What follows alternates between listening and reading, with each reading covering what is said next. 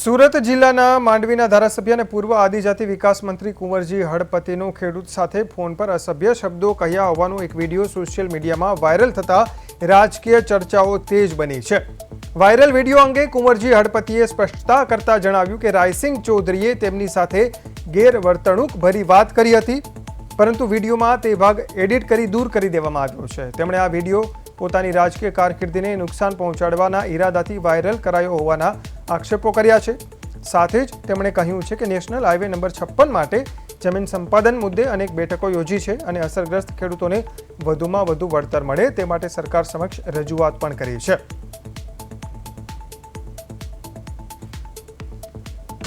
શું કરે લોકેશન બતાવ ની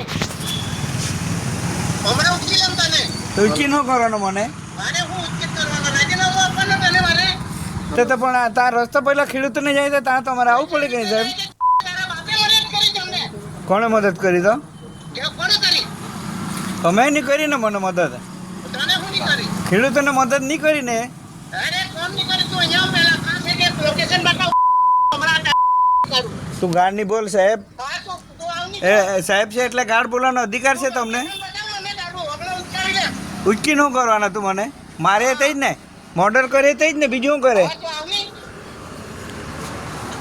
દાદાગીરી કરે સાલા દાદાગીરી નહીં ખેડૂતો આગળ આવું ગઈકાલે જે વિડીયો વાયરલ થયો છે તેનું મૂળ કારણ છે વિડીયોની શરૂઆત ફોન કરવાની શરૂઆત રાયસિંગ ચૌધરીએ કરી હતી।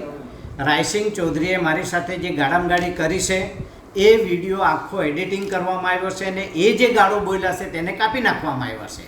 માત્ર ને માત્ર મને આગળ મારી કારકિર્દીને નુકસાન કરવા માટે એમણે આગળ ધરીને એ વિડીયો બનાવ્યો છે।